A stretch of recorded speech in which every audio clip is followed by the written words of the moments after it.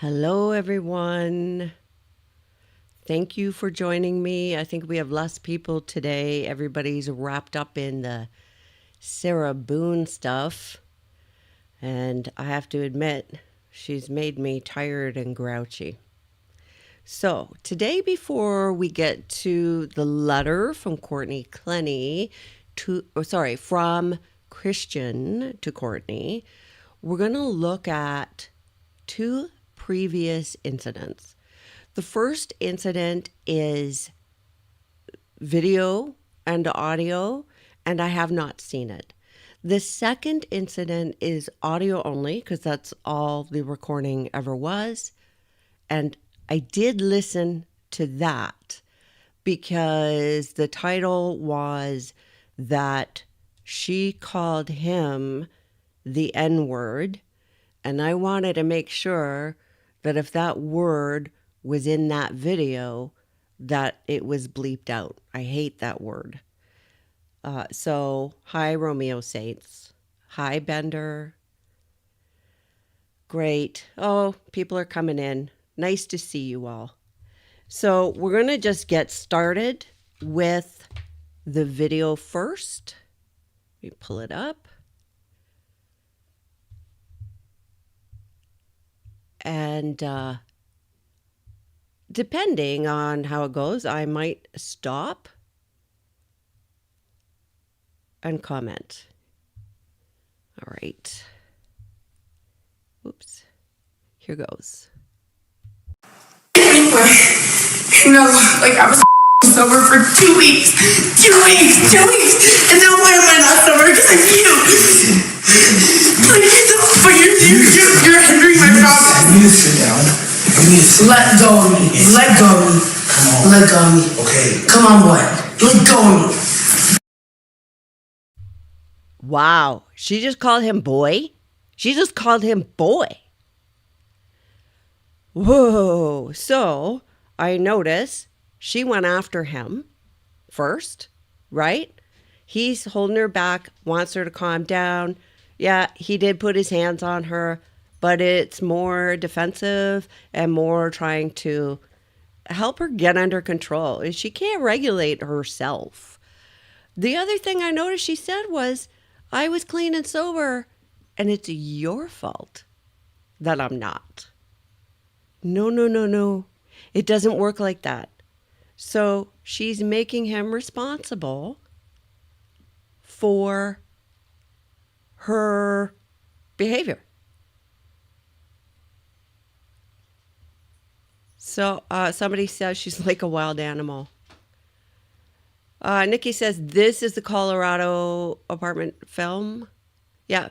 Ken is saying he has to hold her back. Yeah, I don't know what he's supposed to do there. This, on his part, was not aggressive at all. Not at all. And you can hear in the tone of his voice, just like, calm down. So he is being made responsible for regulating her emotions and her behavior, and she's blaming him for her substance use. Well, I don't know how you rehab from substance use when you don't take responsibility. You can't. Ken says she blames him for everything. That's what it looks like. Okay, let's keep going. I can't even, I'll try to hit him later. Saw me. You don't want to hit me? Christian, he saw me, and I know he's looking. I'm fed up with you. I'm fed up. I'm fed up with that you treat me. Oh, yes, I'm not mad at you. You let Moana say some line that affected you. I didn't let her say anything. I didn't say you did it. Hey, let's go to Moana right now. Let's pull up her. No, I'm just gonna see her. No, she's. So she's going after him again. And there's somebody else there. I can see the knee in the forefront. Somebody's filming this. She's literally assaulting him. And whoever's there isn't saying anything. Nikki is saying, yeah, what I find interesting here in particular is her friends sitting passively filming it. So is she in a group where people think this is okay. It's not okay. It's not okay. I don't care how big he is. I don't care that he's a man. It doesn't matter. Think about it. If the situation were reversed, if it was a man, if it was him who went after her, would somebody be saying, hey, whoa, dude, stop it? So, yeah. And Ken is saying there appears to be a friend who is secretly filming it. She looked at the friend and said, I know, I see him. I know he's looking. So she knows she's being recorded. And she still does this. So either she really can't control herself, or she feels justified, or a combination of both. Romeo Saints is saying maybe the person who's recording it knew what was going on and filmed it in case something bad happened. Maybe. But you would think that somebody would say, hey, knock it off. Right? Phoenix says, I think she was aggressive so often that it was normalized. That is a possibility where people say, well, that's just the way that person is. And sometimes what happens, and we see this in threat assessment, is something bad is happening, and it happens often, and the outcome is not catastrophic. So people minimize. Well, nothing bad happened before, therefore nothing bad, worse, is going to happen now. And that is flawed thinking when it comes to threat. A lot of bad things that never happened before happen. So all the signs are here. All the signs are here. She's impulsive. She's aggressive. She's not taking responsibility. She's blaming him.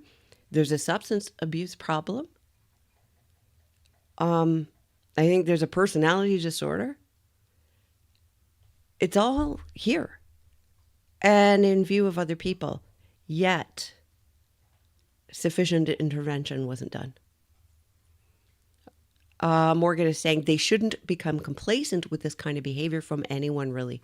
Yeah, I think it is normal that people do become complacent or minimize or normalize.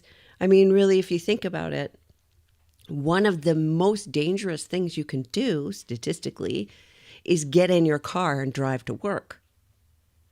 If you look at the statistics on car accidents and injuries or worse in car accidents, you're taking a risk. But you have to go to work, and so you minimize that. You put it aside, and you think, I've driven every day for 20 years, never had an accident. Doesn't mean the other guy who's driving beside you or behind you never, is always going to be good. So just, yeah, very interesting. In the group chat, let's put her on the phone right now. How dare you? You hear me? Keep saying You it. do it. Then stop saying it then. Do it. Then stop saying it then. Then stop saying it then. I'll Come on. Ask her. Ask her, did I touch her Do you breast see yesterday? how instigative he is? No, you're telling me I touched her breast yesterday when I... You did. I didn't say touching. You said I did. You were leaning. Yo, you were dumb as I actually don't agree with you. Actually, I'm done. Okay. So she's actually looking at the friend for validation and saying he's instigating. She's physically going after him. Wow. You did. I didn't say touching. You said I did. You were leaning. Yo, you were dumb as I actually don't agree with you. Actually, I'm done. Okay. Can you send him home? Yeah. Actually, I'm done. Okay, fine. Done. Because you're costing me money. I didn't do because I got to this house because of you. You let Milan say some line that. No, because of you. Flirting with three girls the whole time. What three girls? What three girls? You? Well, maybe I think that doesn't matter. You? Milan? I was flirting with Milan? And she's saying, hey, come get your mans. You're trying to come home with me. You're lying. No, I'm not. You're lying. She said, come get your man that I was trying to hit on Milan. Come on, baby. Okay. That doesn't make sound right. Christian, you're fired. Fine. Hopefully, shut up. You will never see me again. You are the most Good piece of shit. ever met in my Hopefully, life. you will. You corny. Dude, get the out of here. This isn't even my house. Yeah, cool. It's not my house. Really, you're just like my boyfriend. Get the out of here. Just like your I can boyfriend? actually get like done if you're not here. Yeah. Get the out of here. Okay, I'll remember that next Get out of here. No, that's not even the next time. Get the Stop touching Get out. me. Don't touch me again. good thing. Get out, bitch. Get out. Bitch. You never loved me. The way you talk, the way that you treated the girls, the way you embarrassed me. I don't want anything to I'm do not with you. embarrassing you guys today. You're really just self-conscious. You always talk about, oh, Christian, you like this. I say, She's borderline. She's borderline. Get away from me. You never love me. Tears, unreasonable jealousy, drama, impulsivity, no emotional regulation. It's almost like I'm gonna treat you horribly, and you have to prove you still love me, no matter what I do to you. And then she says he's fired, which makes me think that she's employing him in some regard, and now exercising the power she has. Power dynamics are important in these kind of things. She's borderline. Oh, I should mention I'm not actually qualified to diagnose, but this is what I think. And that, if she's borderline, that makes so many things make sense. It makes that interrogation, that wild interrogation, make sense. It makes this make sense. It makes even her parents being involved in everything make sense. It makes that body cam video we saw the other day make sense if she's borderline. And remember I said it's almost like she has like two different parts to her. Where she has this part where, she's praying, but, then she's doing OnlyFans and almost like rebelling. Now I want to go back and look at everything through that lens. Wow. I think that's what it is. So if she has a substance abuse problem, there's no fixing that unless she deals with the personality disorder problem, if that's the case. Because the treatment for substance abuse will not work if you're borderline and haven't dealt with the borderline issues. Wow. Okay, I'm going to check the chat and see what you're saying. AKA the cat lady says he became her personal assistant. Ken says, send him home like he's a thing. Yeah.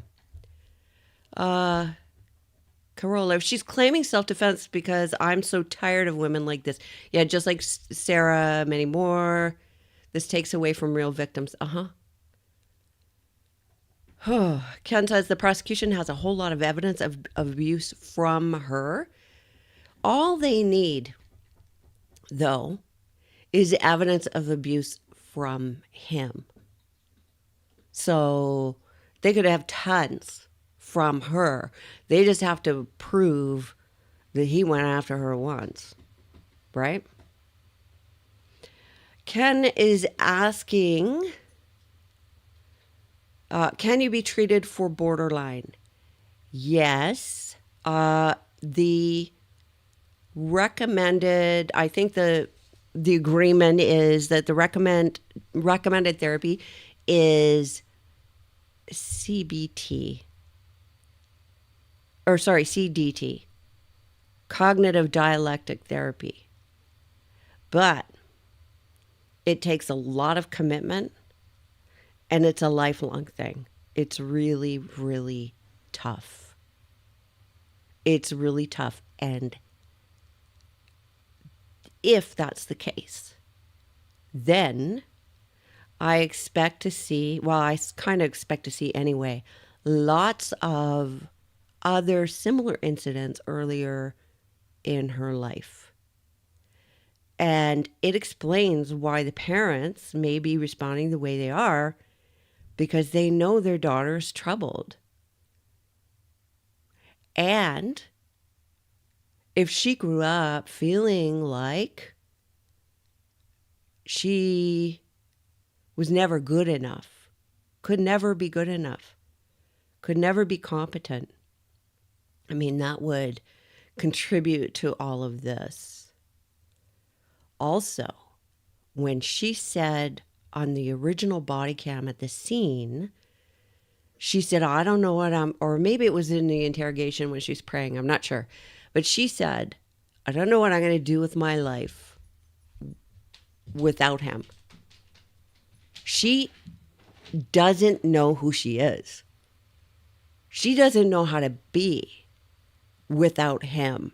And anyone who's been in a relationship with a borderline will tell you it's a wild ride. And now, having said that, there are lots of borderlines aren't all the same, right? You can have quiet ones. You can have ones like this, really impulsive. And again, I got to reiterate, I'm not qualified to diagnose somebody. But, this is what I'm seeing. This is my opinion. But relationships with those people are like a roller coaster.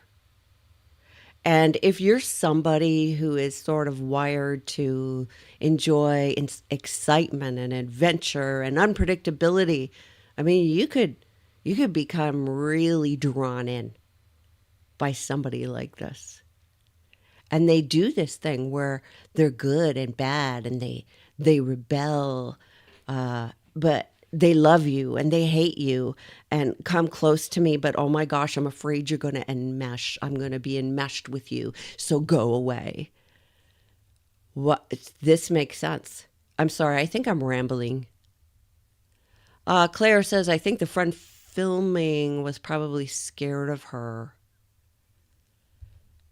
Maybe. I don't know. Okay, we're going to keep going. Girls, I know you embarrass me. I don't want anything to do with you. Embarrassed you yesterday.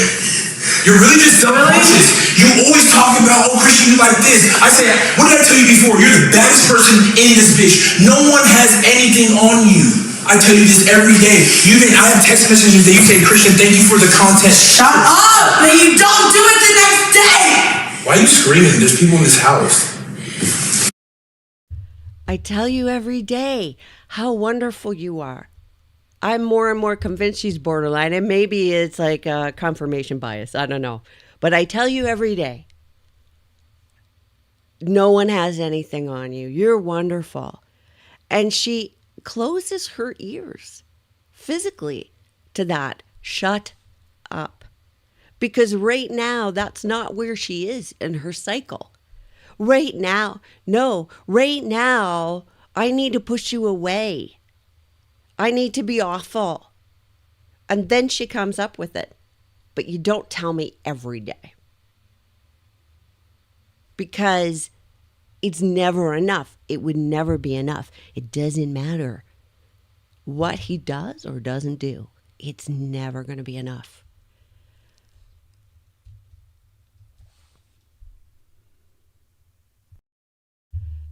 Jay's saying she is alleged to have broken another guy's jaw. And it was another big guy, Mr. Olympia, Sean Roden. Really? Oh. She broke his jaw? Now, somebody sent that to me. I got to look that up now. Wow. Get out, for real. I never want to see you again. Cool.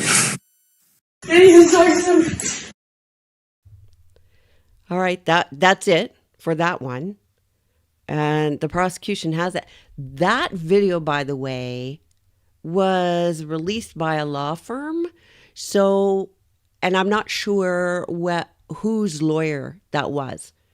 Whether that was the lawyer for Christian's family or if it was the state. Nikki is asking if mental health therapy and treatment is based on having a job. In the UK, anyone with mental health has free access to help, but there are huge long waiting lists.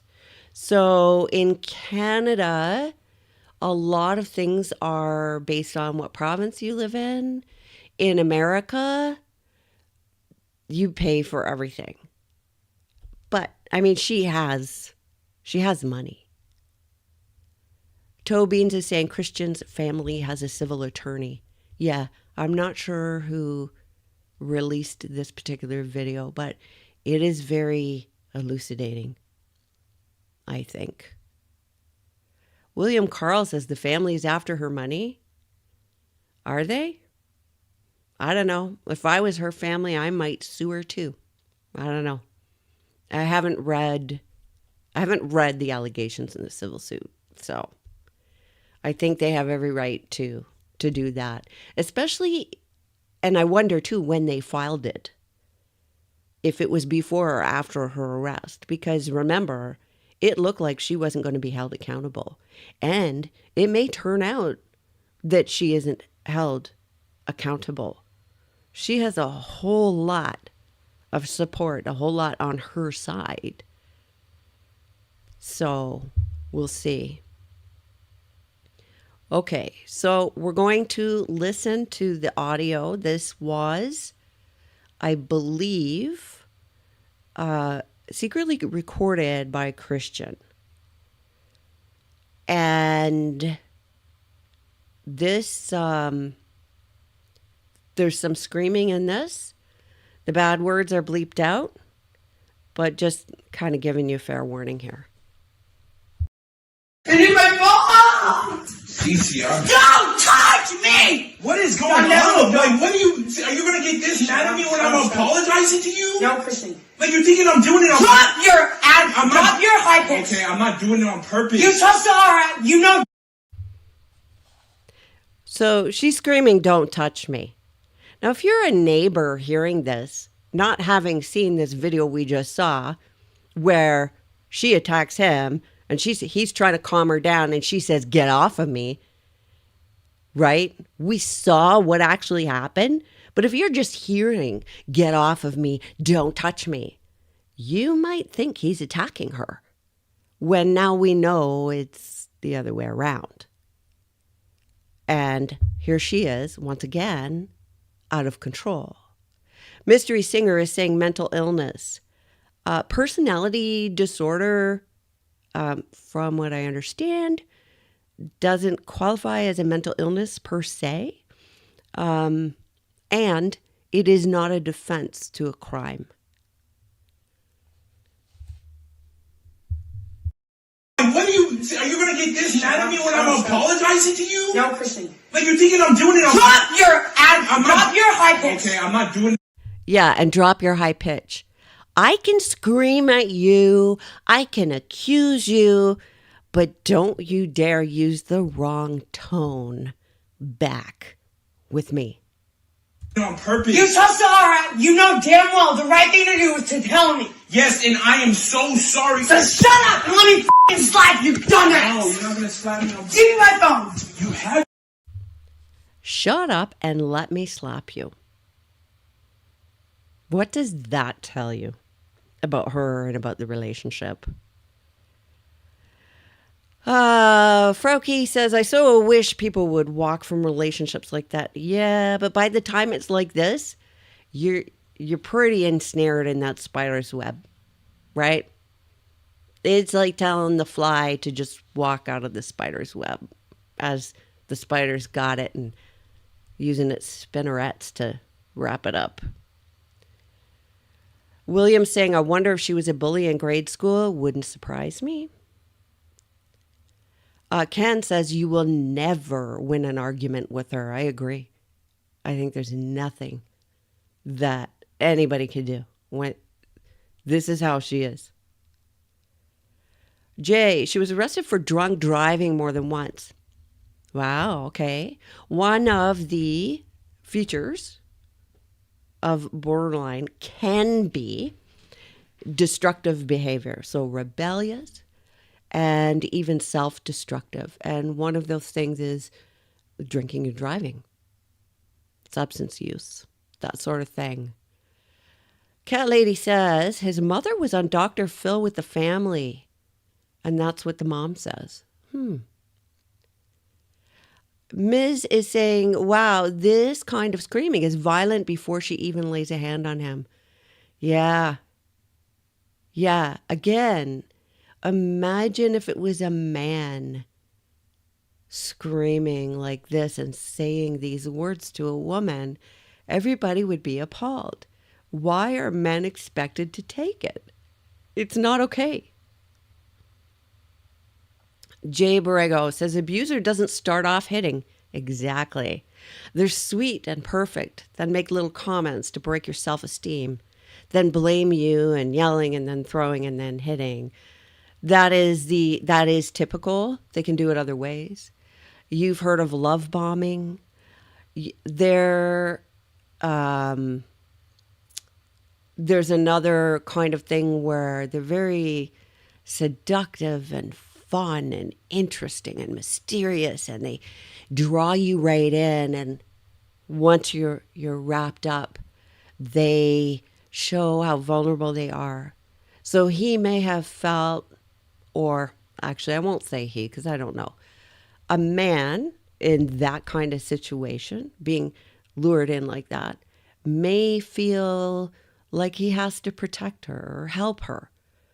And you see this too with, one partner trying to save the other because they've seen the vulnerability and it resonates with them and they feel like they understand them and they want to help.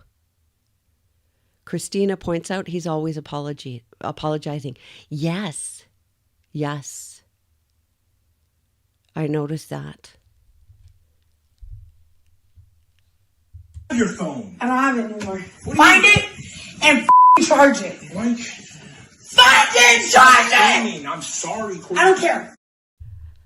This reminds me of Sarah Boone waking up George Torres in the middle of the night saying, "Where are my car keys?" and accuses him of taking them. He's sound asleep. He didn't touch her car keys, right? You are responsible for my belongings. I lost my thing, so you find it.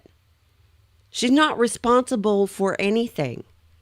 She can't exist outside of him. He has to be responsible. She can't handle her own emotions.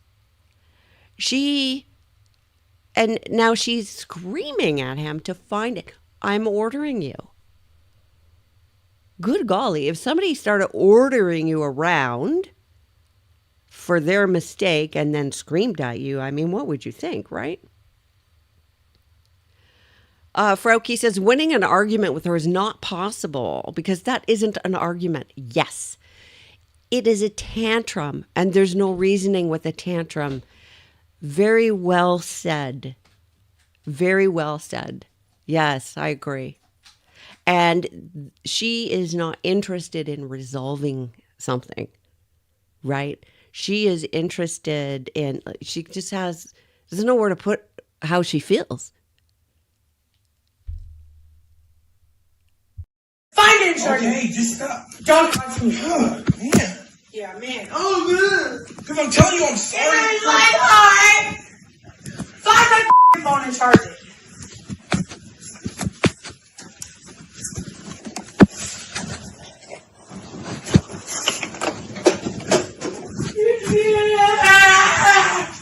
I don't know where your phone is.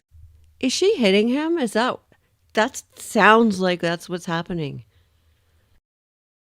Find it. Can you help me find it? I won! So why? Find it! Why are you screaming, man? Not man, but why? Yeah, man. Yeah, man. Yeah, man. Yeah, man. Yeah, man. What? Yeah, some old man up. Shut the up.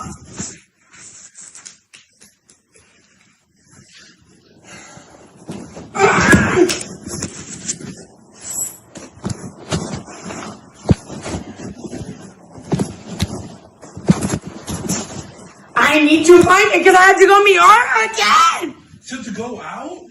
No! You said she invited you. Christian, just find that goddamn phone! I don't have your phone. Can you just Just find that phone! Cece, can you just please Shut up! please? Shut up! You went to go fucking talk to her without talking. I didn't go. Yes, you did. You always want to fucking asshole. Courtney, I was He literally told me about it. Now he's like, yeah. What are you Yes, son. I didn't go to talk to You are Aura. not gonna- I was going on a bike ride. Like, what the Get off of me! Me going to talk to Aura is just gonna make you. So sounds like she's hitting him, and now she's screaming, "Get off of me!" again. My guess is, and the reason I'm guessing this is because of the sequence of what we just heard, is that she's hitting him and he's grabbing her or pushing her back. You know, that's based on the sequence of what we heard and based on what we saw in the last video. And this isn't an argument over anything. It's not an argument. People in the chat saying it's a tantrum. They're right. It is a tantrum. And somebody commented that, it's like a child not getting their way. I don't think I've seen a toddler have a temper tantrum for this long either. And imagine if you're the neighbors and you're hearing this screaming from her and screaming, "Get off of me." And you're hearing his voice. He's not as loud, right? You might not be hearing what he's saying or not understand.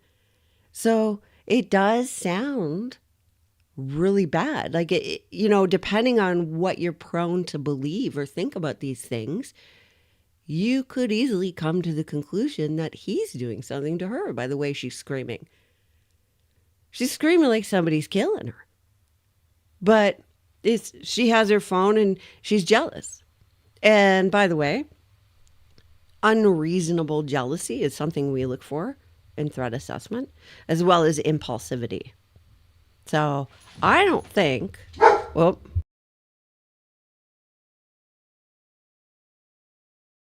sorry about that. I don't think she's diabolical and plotting. I think that she doesn't have the capacity to be diabolical and plotting because she's too impulsive. So if anything is planned or plotted, it's going to be through the assistance of others, perhaps her father and mother. Darlene says she's jealous of him talking with other women. However, she's an OF model, doing God knows what. Yep. But the issue for her is, I can do what I want and you must love me no matter what. Because if you say no, if you draw a line, it means you don't love me and it will destroy me. And then it'll be, how could you do this to me? You're abandoning me. And borderlines, and again, I can't say that she is, borderlines will be so afraid of abandonment that they actually end up creating the conditions that cause people to want to abandon them. So, and because she's pretty and white and cries and has money and all of that, I think there are unconscious biases that favor her. Just my opinion. Seldaria says Watson's not half as loud as Courtney. Yeah. Buffy says this is hard to watch. Yeah. Sally says self-fulfilling prophecy, abandonment. Yep, happens. Lenal says she sounds 14. I've never seen a 14-year-old act like that. Maybe I just don't see enough 14-year-olds. Romeo says, I actually have BPD, but it is controlled. Yes. Some things I do aren't. Oops, I missed it. Sorry. And that's the other thing I think I should mention again, especially for people just coming in, that people with BPD don't all present the same. So you'll see a wide difference in the way they present.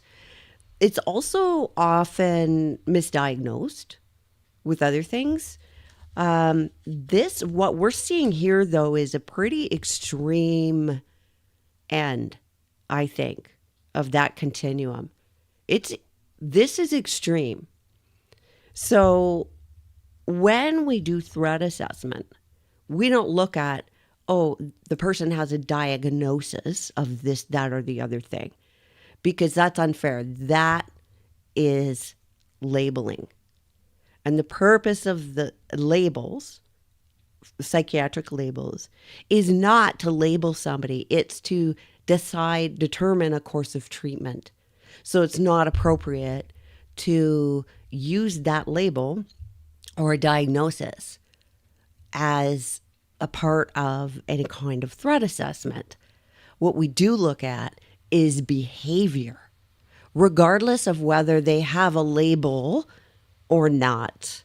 So the behaviors that I'm seeing that are very concerning are the impulsivity, right? Because then you're in a situation where somebody lashes out and accidentally causes the demise or serious injury of another person. So impulsivity, threats, whether they're posing a threat or uttering a threat, were they ever physical? So do they feel justified? So if they were physical before, they're going to be physical again. If they weren't physical before, it doesn't mean they won't ever get physical, by the way. But these are all tumblers that fall into place. And clearly, she feels justified, so much so that she's willing to attack him in front of another person on camera, knowing she's being filmed. So she obviously feels justified and nobody stops her. So that just reinforces her behavior, right?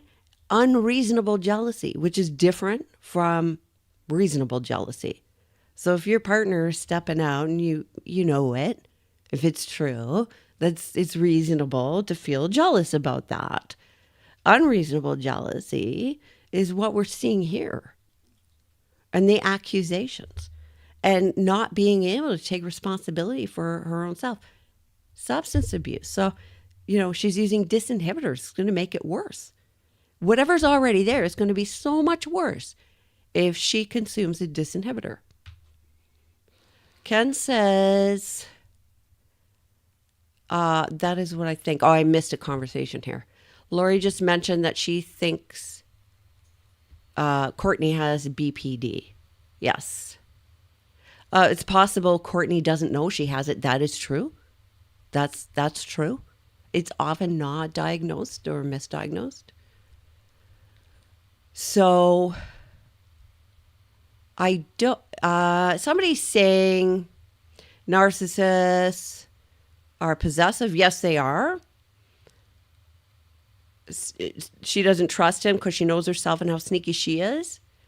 That's a possibility. I think that's only one way to look at it. If she's borderline, that unreasonable jealousy and that intense fear of abandonment will come up no matter what. No matter what. And her behavior, such as, being brought up in I suspect a religious home, at least religious enough that she knows her Psalms, right? So she's brought up in that, yet she goes and does OnlyFans. To me, that sounds like rebellion. That sounds like, a twisted way of individuation. Like, I'm going to go off and I'm going to be myself, but I actually don't know who I am, right? And instead of being exploited by men, she thinks she will control them.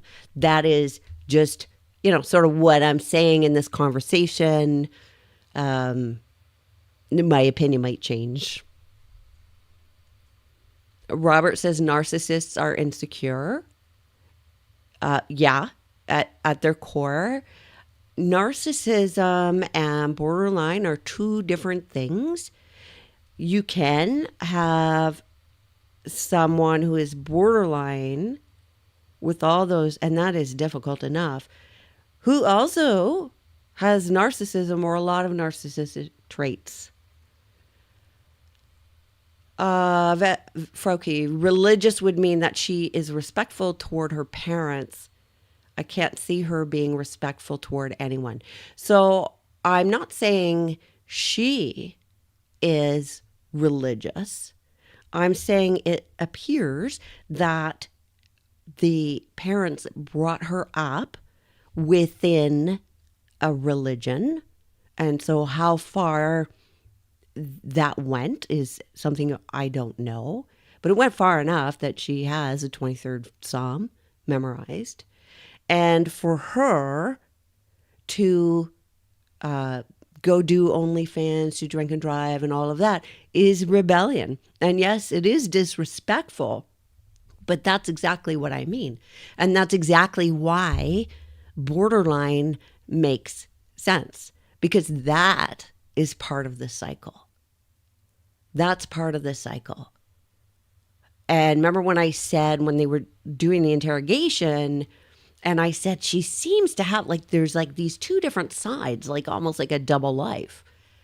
Well, if she's borderline, then that makes sense. That's part of the whole thing.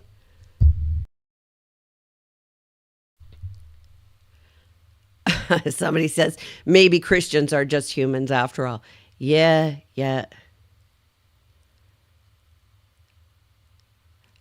Somebody said her bond was denied to keep her from running. Her parents were accused of moving her money around to keep Christian's family from suing. Interesting.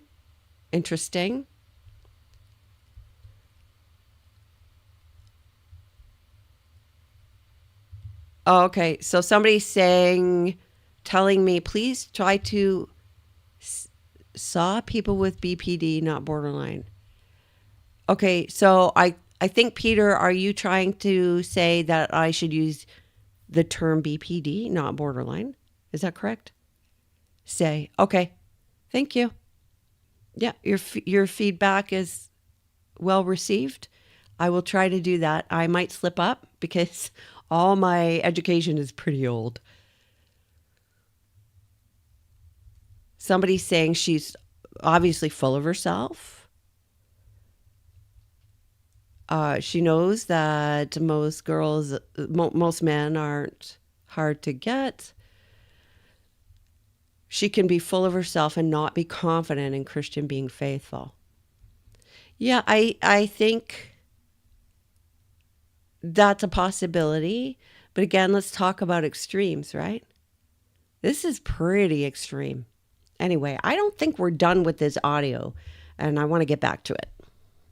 Now he's like, yeah. What are you talking son. I didn't go to talk to Aro. I was going on a bike ride. Like, what the? Get off of me! Me going to talk to Aro? Is this going to make you act like this? You literally talked to her without telling me! Courtney, I was on a bike ride and she passed me and I said hi. You and Courtney are having a live chat. My bad, I forgot to tell you that. That doesn't make you to act and call me a You're a Yes, thank you. Coming from Courtney, thank you. I want you to get away from me! Get away from me! So she called him the N-word. I don't know if you caught that because it was bleeped out. So what does that tell you? How much does she really respect him? Right? He is a tool for her. He's like, it's like, instead of having a regulator internally, he's the external regulator. She doesn't have her own identity. I'm not saying any of this to excuse any of her behavior. It's horrible. Her behavior is completely unacceptable. Absolutely. And she poses a risk to those around her, not just him. Not just him. Yeah, it is racist. And some people think some people think that, oh, if you're in a relationship with someone of a different race, that therefore you can't be racist. And that isn't true. It is vile. Yep. And the argument was because he said hi to another female. That's right. HD says there are so many different factors. Christian will and always will bow to her, and she takes advantage. People like her might feed off this chaos consciously, subconsciously. Oh, yeah. Oh, yeah. Drama is a feature, right? Halsey says apparently her father is her business manager. That's disturbing. Yeah, I'm hearing people say that. I don't actually know if it's true. TB says she's just like my borderline mother, except my stepfather married her and let her beat us all up, especially his children, and put my stepsisters in foster homes. Oh, I'm sorry. Robert says, sounds like me when I had my teenage tantrums. Really? Were you that bad? I don't know. I think my son every once in a while would yell, but I had a look. He knows the look, and he would just kind of knew to knock it off. Deidre says, I didn't hear her say the N-word. The reason why, Deidre, is because I bleeped it out on purpose. I hate that word, and I won't have it on the channel. So, yeah, Halsey, DBT. Okay, I am going to switch screens around here because I promised you we would look at his letter. So, I'm just going to show you this. So, this is a letter from Christian to Courtney. And the person who sent me this, I'm very grateful. Thank you if you're in the chat. The person who sent me this actually took the time to type it out so I could read it to you. So thank you very much for sending it to me and going to all that work and trouble to make it possible to share with you guys. So I am going to, oh, and by the way, when I read the letter, she told me there are places where it says ... and those are the places where there was a gap because the letter is torn. So I'm going to, and I haven't read it, I'm going to read from the typewritten transcript because this is too hard for me to read the way it is. I'm going to check the chat for a second. Yes, Ken is saying, thank you, that person who typed it out. Very grateful. Yes, isn't that nice? Members of this community do things, send them to me so that you guys can all benefit. I think it's great. Courtney says, this is going to break my heart. Oh boy. Courtney, do you know what it says? Because I haven't read it yet. Yikes. Okay. Well, are we ready to go with this? Or does anyone have something more they want to say? Now, ADHD. Sorry for my extreme views and comments, but thanks for being open. Nice that it's always nice to have people listen and have a two-way conversation.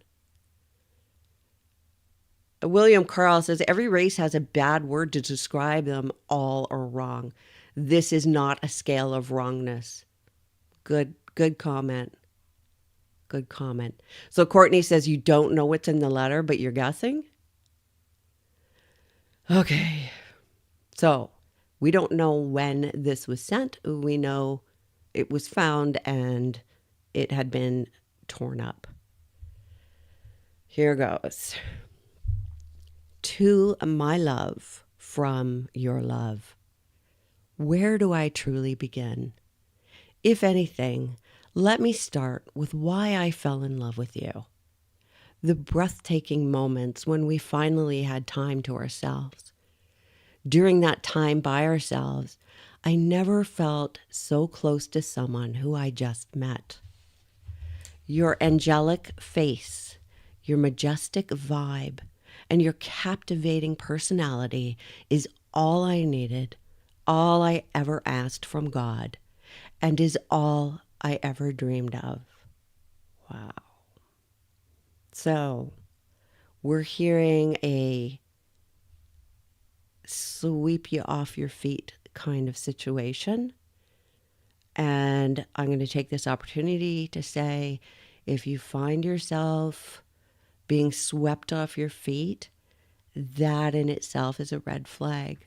But it's really hard to recognize it as a red flag in the moment because it feels really good. So know that. If you might not remember that for yourself, maybe remember for your friends if you're seeing that. Okay. Also, her captivating personality. So remember before I said, oh, these people, they're exciting, they're interesting, it's adventurous, and they reel you right in. So he was getting reeled in real early on. And now this is, I believe, 2 years into this relationship. Or the incident was 2 years later. Okay. It was that moment when we sat across from each other at Rosa Negra, and I told myself, I just want to change with you. We came back the next week, and you were in Dallas, and I was going 100 miles an hour just for in Dallas because I was that ready, that excited, and devoted to see you. That first night was, ? Perfect. We made love, and there's question marks. So I'm guessing this was the person who typed this, couldn't read what it said, okay?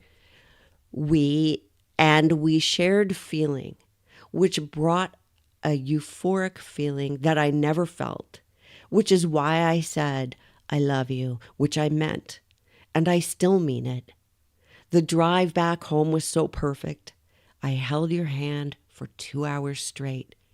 And when I would let go, you would be like, bring your right hand back, ha. And I would say, I need 2 hands. Then you would say, I don't care, ha. I was so in love at that point. I can't even explain that feeling. Just know, when I think of that moment, I cry tears of joy. But my heart starts racing because I knew that I'm really, really in love. Feeling and seeing your face shine and just releasing love to one another during SEX. And hearing you say, I love you back, just meant the world to me. So you can hear the emotion. You can hear how drawn in he was. So if something goes wrong, who doesn't want to hang on to what he just described here? This wonderful thing. So Nikki 5 Cats, saying that keeps a certain thing keeps DV victims staying. I have never heard of that. Never. And I've dealt with thousands. But you're also saying, I think that hate-love cycle can be intoxicating. Yeah.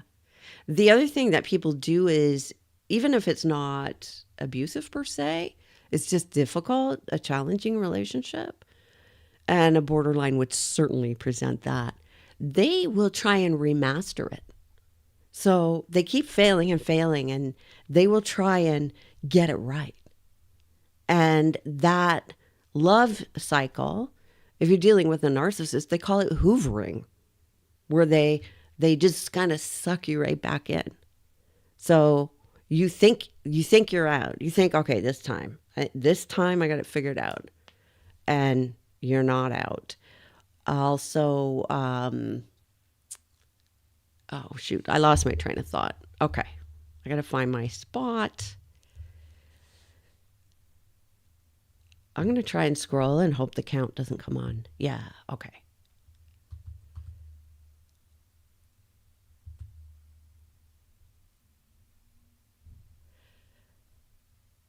Sorry, I hear you saying, okay. I loved shrooms, but shrooming with you is magical. That is why we are 9-0 in shrooming together. With shrooming, we spiritually, mentally, and physically connected to each other that can't be reciprocated or faked. Your drive excites me. You're so smart, so intelligent, which is why I learned so much from you. Through thick and thin, I've heard from who which I love are. 1. Your love map is tweaked every day, and that is beautiful. You in totally show daily appreciation. The antidote to our long-lasting relationship. That doesn't make sense. Antidote. Okay. 3. You taught me to turn towards you, are reaching other for small or big things.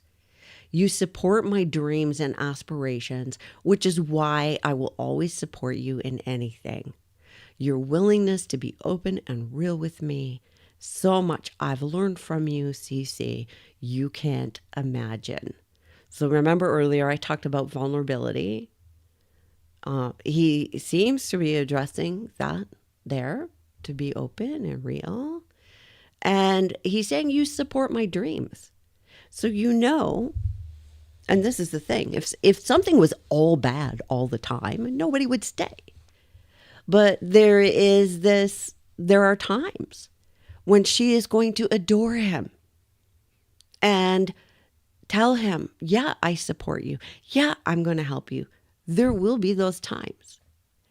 They did a study eons ago on intermittent reinforcement. Actually, it was more than one study. And they learned that for behavior, intermittent reinforcement is more effective than constant reinforcement. Does everybody know what I am talking about? So if you reward a behavior once in a while instead of every single time, that behavior will become more entrenched than if you rewarded it every single time. And this principle is similar to what they do with slot machines, because maybe this time I'll get the reward. Maybe this time, maybe this time. So that intermittent reinforcement is very powerful. Page 2. You are honestly the sweetest and most annoying woman. No, I think. But I would never trade you for anything. We will go back to loving each other like in the beginning. And I will not hesitate to drag you to the aisle. I want to be everything to you. Your boyfriend, your best friend, and your lifelong partner. The man you trust to put his life on the line for you. Oh my gosh, there's so much here. So much here. Well, how many of you can look at your partner and say, I love you, and sometimes you're flippin' annoying? Probably everybody, right? Or almost everybody. So pretty normal stuff. I would never trade you for anything. So reassuring her that I'm not abandoning you. And he wants to go back to loving each other like in the beginning. Because in the beginning, it was wonderful. And that's what he wants. And Who doesn't understand this? If you went through a relationship that went sour, or the relationship wasn't what you thought it was going to be, you do look back and grieve or wish for the relationship that you thought you had, the relationship you did have in the beginning, the relationship you should have had. You look back, I call them Kodak moments. And all the negative kind of fades because you're focused on those Kodak moments. If you're trying to escape something or get over something, don't focus on the Kodak moments. Don't pretend they didn't exist, but don't focus on those ones. Remind yourself of the other stuff. Darlene said, lost my husband 14 years ago. I'd give anything to have him back to drive me crazy. Yeah. So we're seeing, I think this is good because we're seeing sort of where he is or where he was at some point in his thinking and how he feels. And he wants to be everything to her, and she wants him to be everything to her. If she is how I'm seeing her, she wants him to be everything to her. The problem, what he doesn't understand, and maybe she understands and maybe she doesn't, is that everything is still not going to be good enough. It will never be enough. It's a losing proposition from the beginning. So, and that's sad. That's really sad.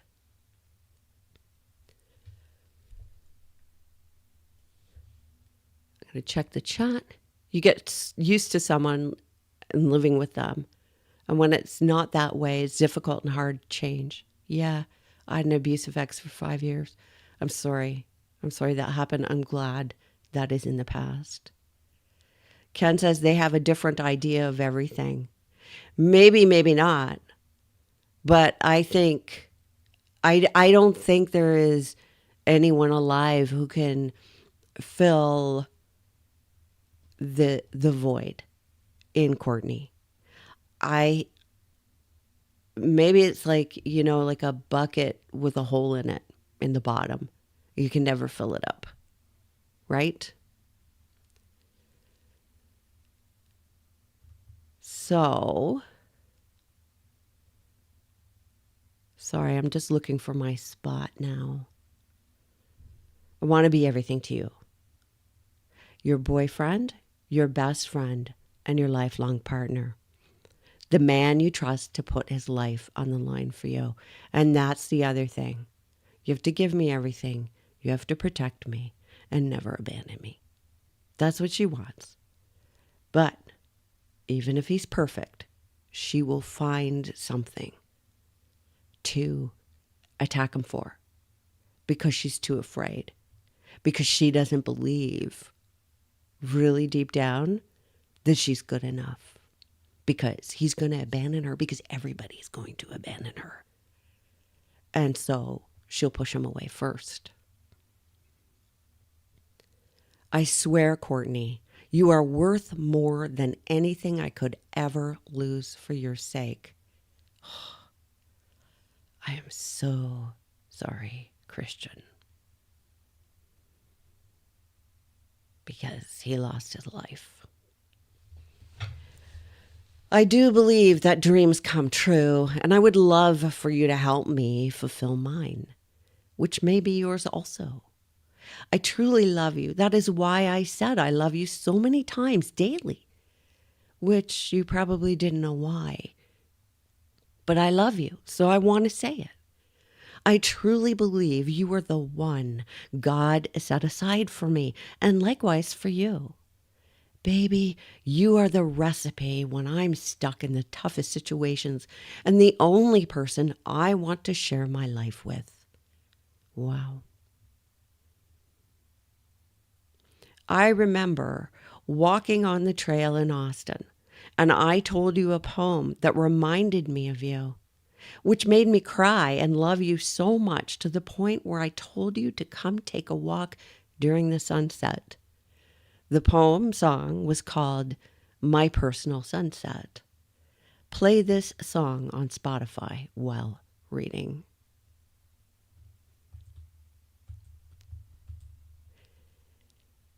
If we're being honest, I'm obsessed with the sky. When I look at sunsets, I wonder how satisfied God must feel after painting them. He was poetic, wasn't he? And when I think about God, I think about how everything in our world functions as half to a whole. Just want to comment here. When you have two people in a couple, it's two people. 1 + 1 = 2, not one. Not one. Through days and nights, or men and women, I wonder if God split itself into a million halves just to refine itself again. Wow, the guy's a poet. So when I think about refining one's self, I think about the day I found you. The half to my whole, skin like gold. You smile when I tell you there are no sunsets that could take my gaze off of you. My personal sunset. I have been told I have a tendency to love hard. So I'll try to love you gently. Oh boy. I'm going to pause here and check the chat, see what you guys are saying. Scariella is saying, I wonder if they'll have some of Christian's exes to testify as to his history, whether or not he was violent. Aaron, I'm sorry that Christian was attached to such a mentally unstable person. Yeah. Aaron says her confidence in herself only runs skin deep. Yeah, I agree. So Nikki's asking, how long were they together when he wrote this? I don't know. The letter is undated. So I don't know. Ada saying, it sounds almost like they were almost addicted to each other in the relationship. Yes, it does sound like that. And yeah, there are those relationships. And if you're feeling addicted to each other, that is a sign that you need to take a step back. I'm not saying it's going to be dangerous, but it's certainly a time to step back, find somebody else, to talk to and take stock and, make sure that you're not blindly running into something. Buffy asked, did Courtney destroy this letter as punishment? I don't know. Maybe in a fit of anger or jealousy or upset. Maybe it's punishment. I don't know.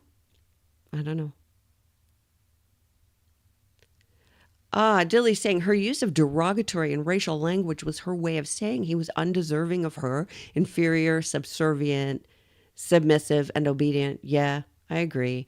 And she even said, let me slap you. As if, that's okay? And you better come here so I can slap you? Totally, gosh, you wouldn't treat a dog like that, right? Somebody's saying, I agree about being addicted to the relationship. Yeah. So he was really taken in, really loves her. And this business of being another half of a person, personally, I think that's dangerous. I'm not going to get into, I'm not a relationship expert. So I'm not going to go there too far, but the reason it concerns me in this situation is because she, by her words and actions, needs him to be her in a way. She doesn't know who she is. She has no identity without him, it appears. And if he's feeling that way too, and feeling that he has to be that for her, then, he's stuck. He is stuck.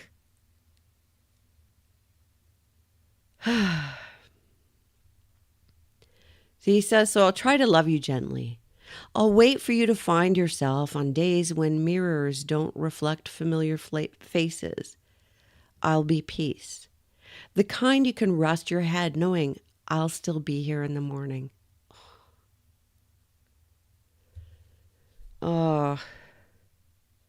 So whenever he wrote this, I mean, it's clear to me by this statement that he was well into the relationship by this point. And by this point, her abusiveness was being inflicted on him because he's saying, I'll put up with it. I'm not going to abandon you. And that is exactly what she wants. I am going to treat you horribly. I'm going to do horrible things. I'm going to rebel. I'm going to hurt you because I need to see if you're still going to be here. Because if you leave, it proves to me everything I said was right. Everything I thought was right. If you don't leave, then you're not worth anything. But, let me abuse you. Don't go away. I hate you. I love you. Right? Wow. So she already, by the time that this letter has been written, she's already got him really wrapped up. So he continues, I'll be careful because I know the past hasn't treated you as well as our future will. If I'm being honest, I always find myself trying to find myself.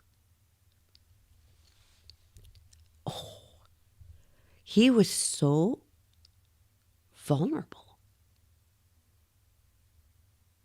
The worst thing that could have happened to him was to meet someone with BPD or narcissism. Wow. Okay. He says, I'm not confident every day, so I hope it means more when I confidently say I love you. I struggle with insecurities. I won't project this onto you. I will not make it your duty to show me how to love myself. I only ask that you love me the way you do. Honestly, I'm obsessed with the sky, but I look at you and wonder how satisfied God must feel having painted something more beautiful than the sunsets. And I am an idiot. Because I should have read it all the way through. Because I'm analyzing this as if he said it.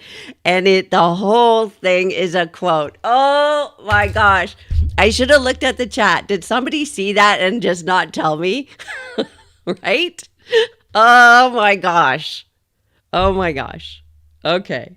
Here I am thinking, oh, he's so poetic. And it wasn't even, it was Miles Carter. Okay. Is anybody laughing at me? Because if you are, it's okay. Oh my gosh. All right. You can laugh at me. Think I'm an idiot. I'm just going to keep going. Oops. Obviously, this resonated with him on some level, though, right? That he thought it important to quote this. Crikey, how much time did I waste? All right. Ms. Meggs is saying LOL, laughing with you. Thank you. Well, at least Ken's saying, no, I was buying it too. Yeah, and here I am doing this big analysis. It's not even him. Oh. Well, at least I don't try and pretend to be perfect. It's a good thing. I don't try. Man. Okay. Page 3. I started this letter by starting off why I fell in love with you and how I want to share my wrongdoings. I let my emotions turn me into someone who wasn't the same person who fell in love with you. Oh, interesting. As described on the first page. Okay, this one's not in quotation marks, so I'm going to go ahead and comment. So he's sharing his wrongdoings. So here he is saying, first proclaiming his love, right?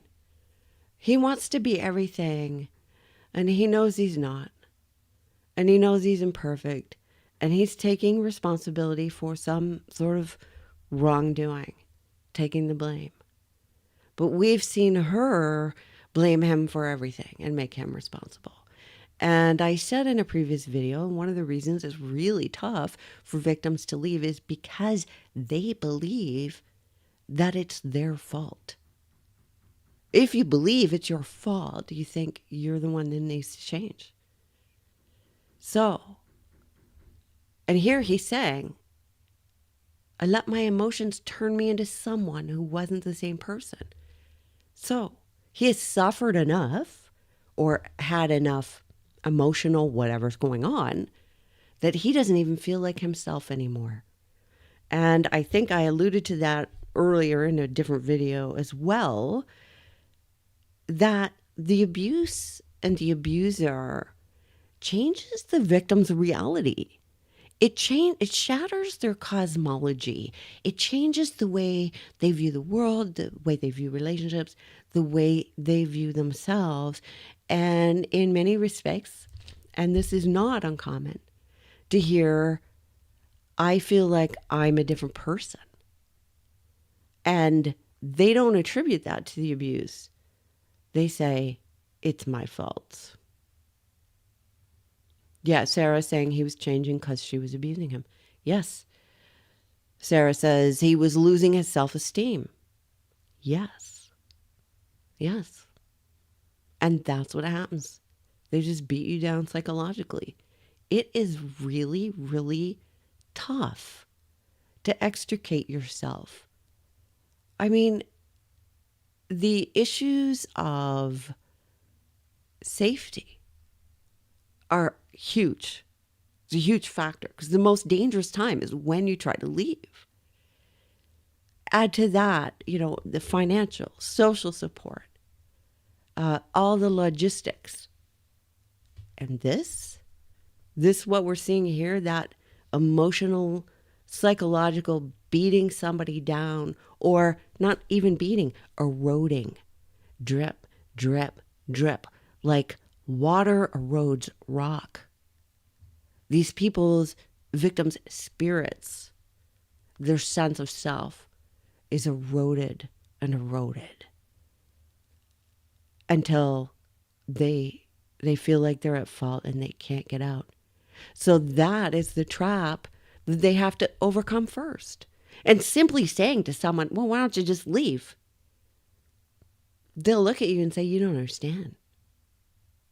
That's if they let you in on anything to begin with. Frauke's saying the moment he thought it was okay when she slaps him, it was pretty much over. Yeah.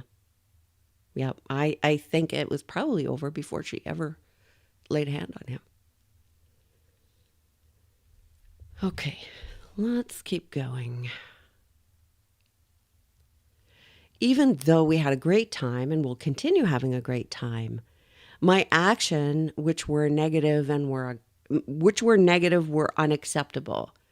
Things were great, but sometimes my bad actions were more important than the good times.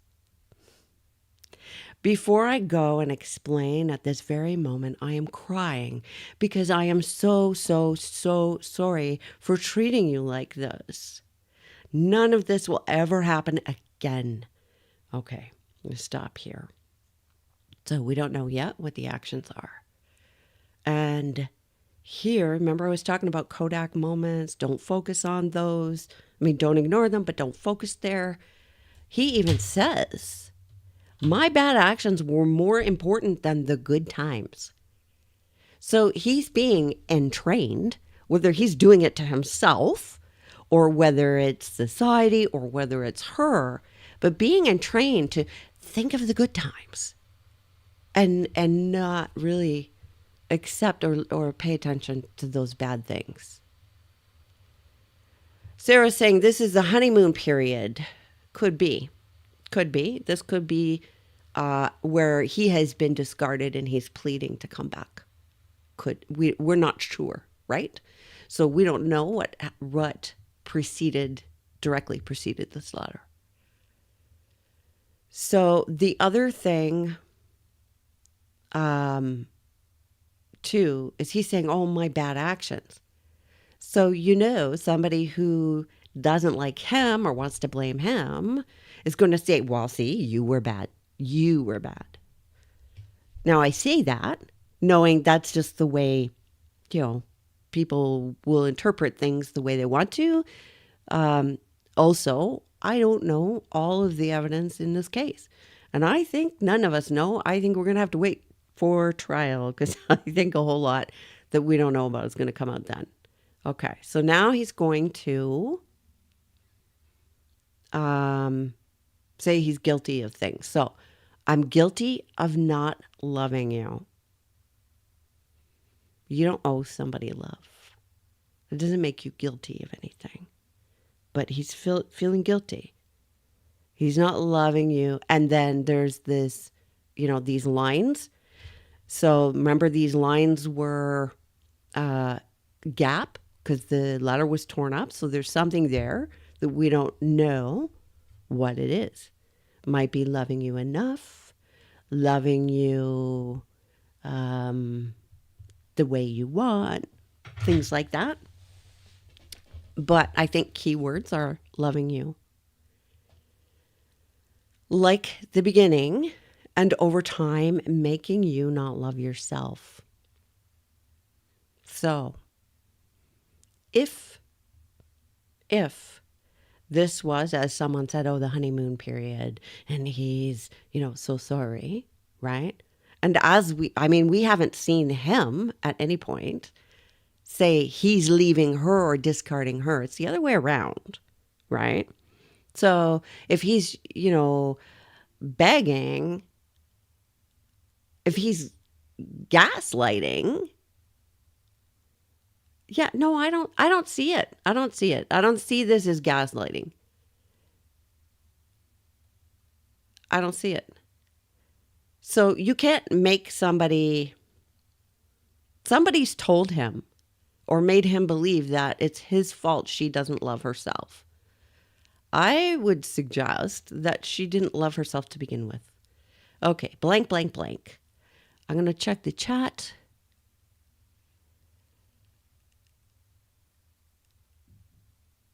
Yes, they broke up and got back together multiple times. Aaron says, yeah, he's taking the blame for everything. Yeah. So, okay, I'm going to keep going.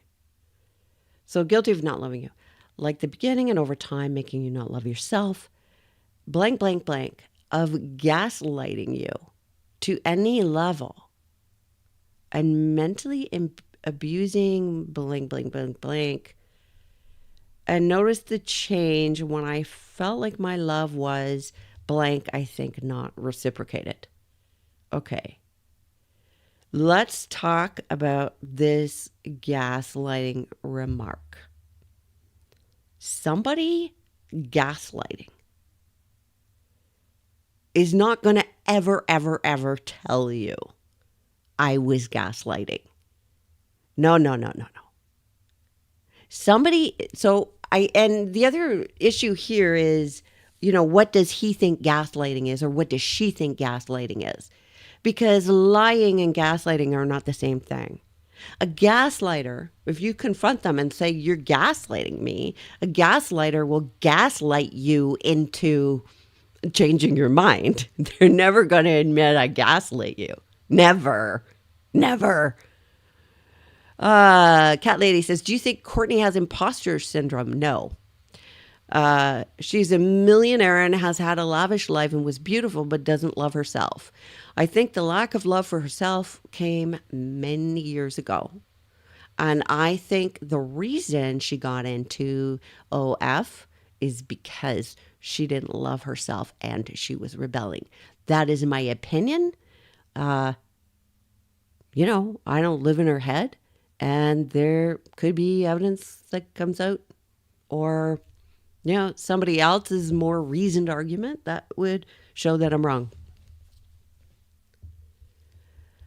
Cat Lady says, we heard her say multiple times that he was gaslighting her when she was angry.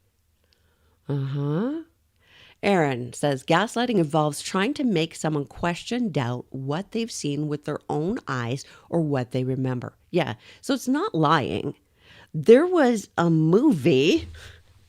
This is how old I am. I saw this movie before I ever heard the term gaslighting. Old movie, and it's called Gaslight. And it's all about the husband making the wife think she's crazy. Yes, she made money with OF. She did. She made a lot of money off of that. Aaron says gaslighting is not simply lying. Correct. Exactly.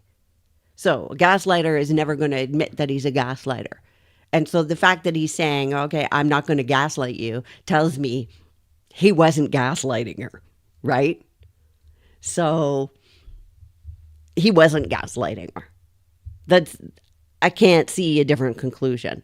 The only other interpretation of this is if the two of them think that lying and gaslighting are the same thing. Because that term gets thrown around a lot now. Okay. So he is saying, he's saying that he is guilty of mentally abusing blank blank. So I'm going to assume, guess, that he's saying her.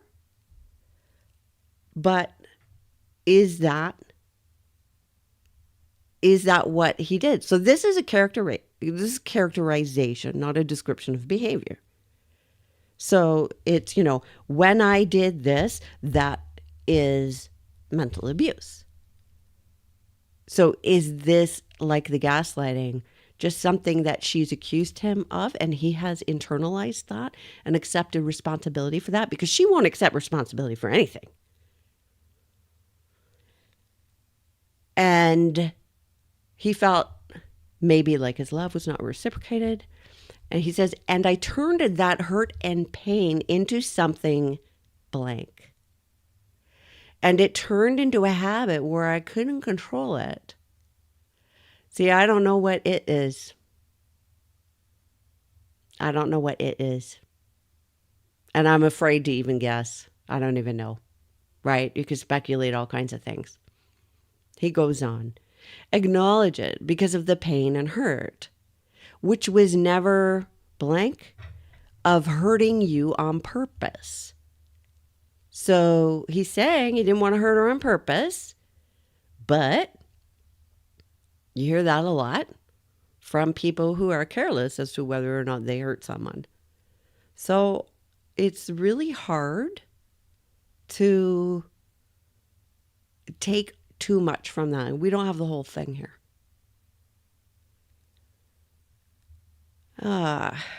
He says, to the point of rage where so blank, say words or call your mom as a lifeline. Okay. So he's not talking about his rage. He's talking about her rage. Otherwise, it wouldn't be. He's not calling her mom as a lifeline. So she's so enraged that she would say words, or call the mother. And he is taking responsibility for making her be like that. So let me be clear again and again and again. I know you guys all know it, but I need to say it. She's responsible for her behavior. So if she's throwing things or calling names or whatever, that's her behavior. So to say, you made me do this harmful thing to you, is in itself abusive. Those are the words of an abuser. And he is accepting here that he made her behave in this terrible way. Courtney says, there's mom again. Yeah. Buffy says, interesting. He notes she has throwing behavior. Yeah. Yeah. I see where you're going. So are you saying, maybe I don't see where you're going. Are you saying that is an indication that it's possible that she threw the knife? Or that because she throws things that would be an easy excuse for her to come up with throwing it? Sarah says, yeah, she threw a glass. Yeah. Aaron says, runs to mommy daddy to bail out of everything. Couldn't imagine being 26 and doing that. Yeah. Yeah. Okay. People are saying she's like Boone. I don't think she is. I think this is a very different animal. I mean, there are elements for sure, but there are common elements among offenders, and one is that they don't take responsibility, right? Okay.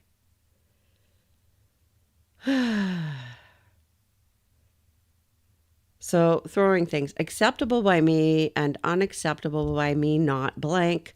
I have the power to stop what I'm doing, the blank, turned you into something that wasn't like the blank. Sorry, I am so sorry.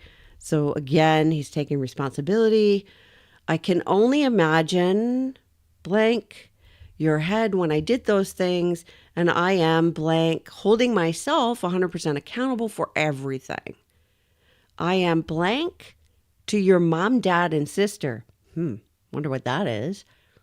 I've shared memories blank to them many of times, which is hard to believe that. I'm sorry, this is so difficult to understand because parts were torn out. So blank was on a lot of blow or emotions were high. It was blank. I want you to know that it's not in my character and I'm blank. I did that. I wonder what he did. That will never happen. And it starts with respect. Regardless of how I was treated, I should always love, respect, and blank you. So let me tell you.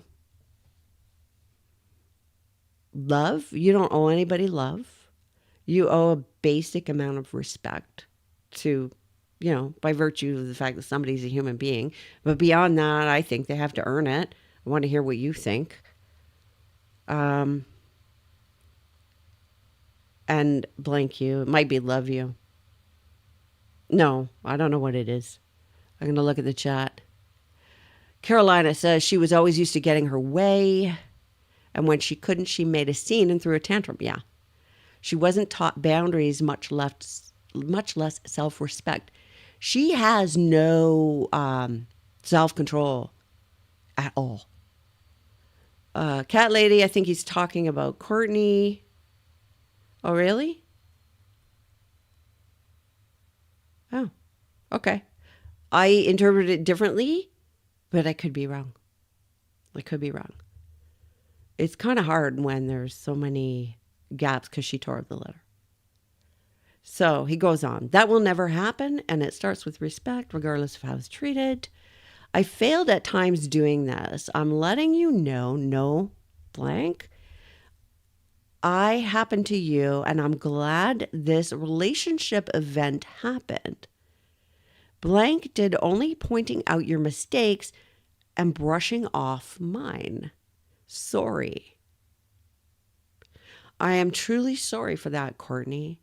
I was honestly so hurt that blank to make you feel how I was. That's why I would always blank like what I do to you that you do to me. I'm just sorry, blank, amplified it and made you feel like SH when you blank me to stop or tell the truth or show affection and I wouldn't. So She accuses him of lying, and he's not showing her the amount of affection that she wants, or maybe he was withholding. And he says, sorry, that will never happen again. I promise you. So I'm going to stop and see what you guys think. I think we're on the last page. Robert says, just look at her parents. There's your answer for why she is. Perhaps. Ken says, I'm sad for her. I've been through it. But she is well rid of them, and her life can only get better now. Okay, Ken, you're not talking about Courtney. You're talking about something else. And I just read that out loud to everybody. Sorry. Okay. Do we keep going? Okay, page 4. Oh, Ken is saying it would be interesting to know how her sister behaves. Yes. Yes, it would be. It would be. He continues. I know that I will do anything for you. So if I know that allow me to show you that I can be a better man. I know I can be a better man because the love I have for you and what's needed of me for the future. And the future is so bright. Throughout everything, I will always stay with, because I know the potential of this friendship, relationship, and commitment. Regardless of the health condition you passed to me, yikes, I took a moment to myself and said to myself, I see how she is afraid to lose me. I'm afraid to lose her as well. So I stayed and made sure you felt beautiful about yourself. Made sure I told you I loved you and did my best of blank. I wasn't the reason for your heartache to make sure you blank sharing over past trauma together. Crying together, blank, and the small things I don't want to give it up. Blank changed me, and the conversations we had, thinking you were blank. That's why I was hoping you were, because blank joy I had. And being in the restroom while blank made me love you more. I'm sorry I wasn't able blank than I did. So he wasn't able to do something more or give something more than he did. But I know I love you, and I know blank I love you. I will do everything in my power to make blank I need to, as long as you promise to smile. Blank, loving girl, I know, babe.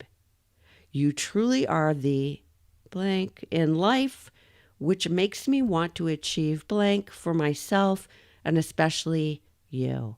Because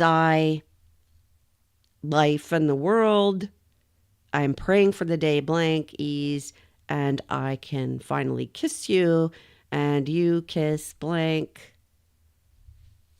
holding back. I'm going to stop here. Joe's asking, is it possible Christian stuck with her because he wanted to ride the Courtney wave, the possibility of financial success? I do not think that. I do not think that. That is based on, I say that, based on just what I've seen, what she said, and what I'm reading here in this letter. And also based on, I guess, my own work history and understanding of the dynamics of DV. So, no, I don't think that. Oh, you're saying there's the date there? Oh, it is December 1st, 2020. Okay, thank you. Robert Green is saying all these blanks must be rude words. No, they're blanks because they're actually missing from the letter because she tore up the letter and there are pieces missing. Okay. So where was I?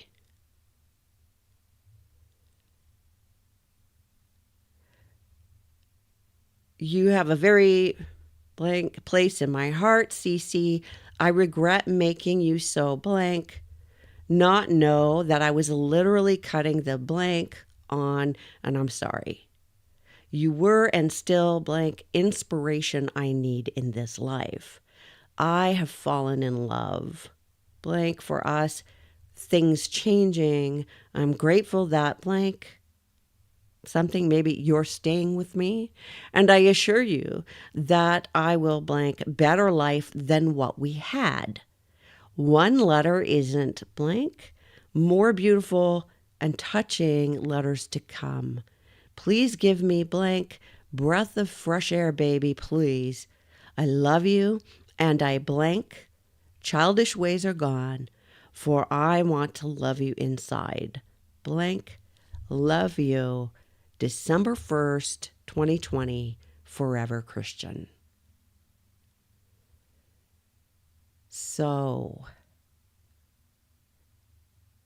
Vic Nader said, I find it both interesting and disturbing. William Carl says, wonder if mom and dad were trying to access the man's laptop to tear up more love letters. I don't know. They were probably fishing for whatever they could find that might support her claims. So, yes, Nikki Five Cats pretty early on in the relationship. Mace says that maybe the defense can use this to support a stalker narrative. Interesting. I could see how this could be twisted and used the other way. I could see that. I'm not saying that is correct. I mean, but you could see it for sure.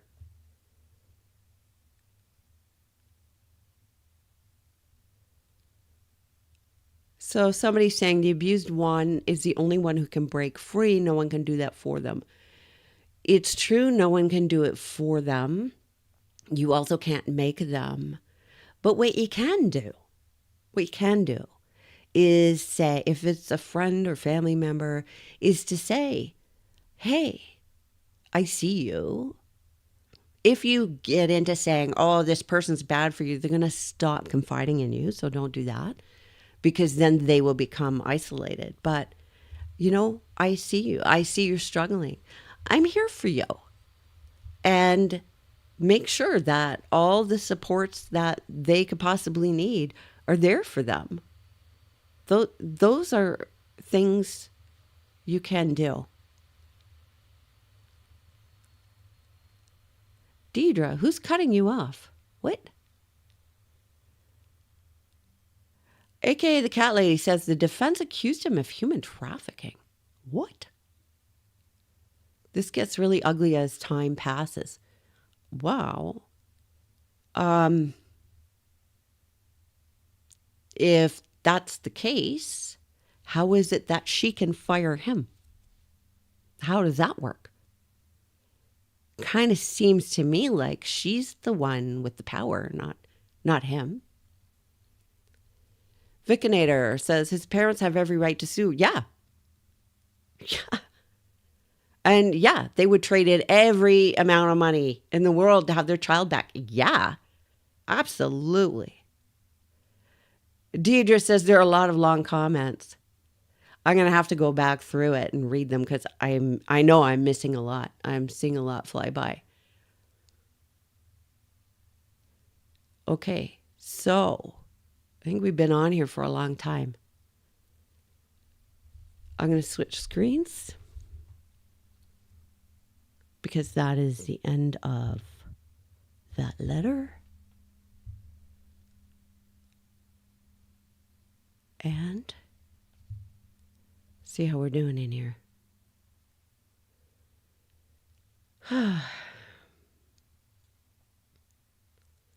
Okay, does anybody have anything that they want to say? Tevi says, I'm just glad The topic of women abusing their male partners is becoming front and center. Sarah Boone and now Courtney Clenney case both showcase this problem. Yeah. Yep. Oh, Robert Green says what she is trying to do is to make him out to be like Diddy. Interesting. Interesting. It's a pretty incendiary accusation, isn't it? And I think financial records should provide more information. Ken says there are text messages. So somebody did send me some of the text messages.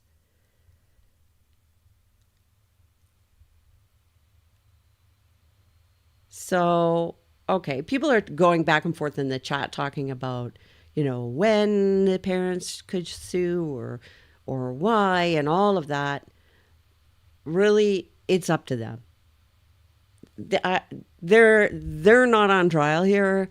It's not up for our judgment. Simone says, evil with no remorse. Everything is everyone else's fault or problem. I think that, so yeah, I also think that she can't handle her own emotions even. She doesn't know who she is, I think. I mean, this is just my opinion. You can think whatever you want. So people are saying that, yeah, text messages back and forth are pretty, somebody said pretty damning. Okay. So I think, so Darlene is saying, thank you so much for your insight. Not sure, Darlene, if you're talking to me or somebody in the chat.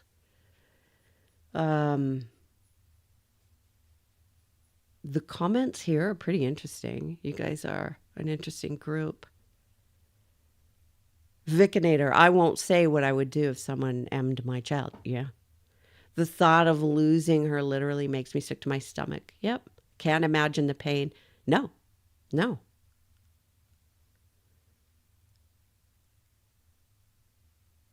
Oh, Nikki, so no, I didn't see that person commenting yesterday.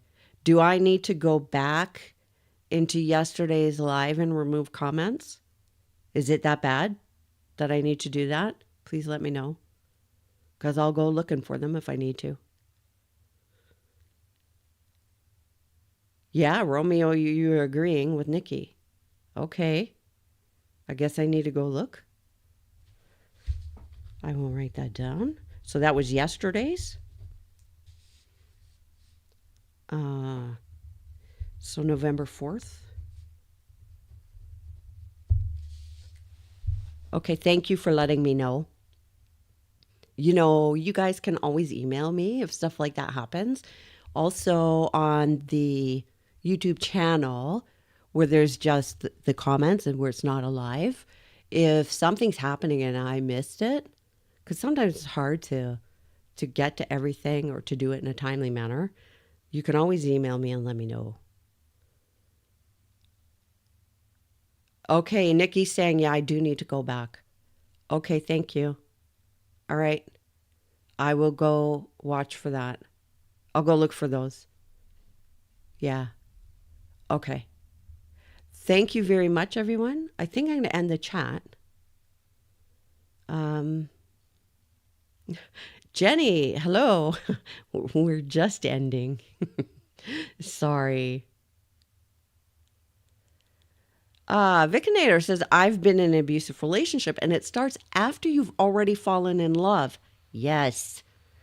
And seen the things they've shown you that they know resonate with you. It's so hard to get away. Yes. Yes. Nobody's going to get into a relationship which is absolutely horrible from the first minute. Nobody gets into a relationship thinking, oh, I'm going to be miserable and have years of pain. Nobody's thinking that, right? Yeah. They wait till you're hooked.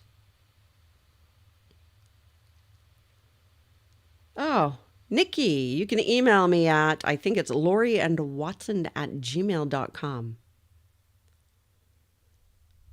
Okay, guys. Oh, yeah. So what do you want to look at next? So I have text. Is there another video that you want me looking at? So let me know either in the comments or via email if you want text, if there's another specific video you want me to look at. Also, people are asking to go through the bail hearing.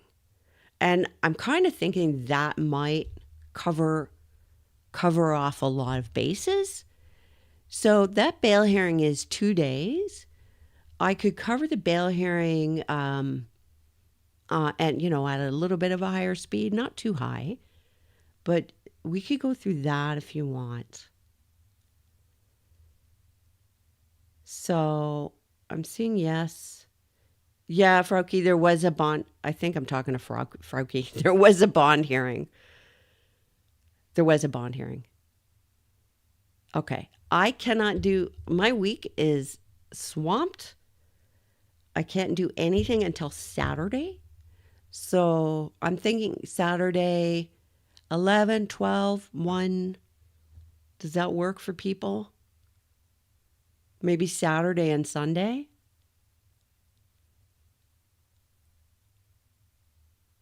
And maybe we'll cover the bail hearing over the course of that.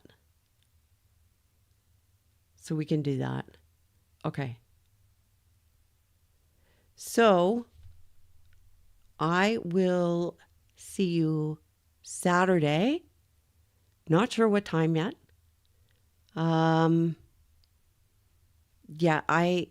going to a book reading the night before, so I don't know how late I'll be in.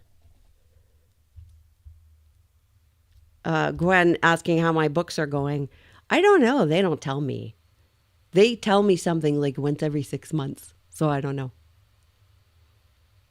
Yeah. All right, guys. Trust your gut. I'll see you Saturday.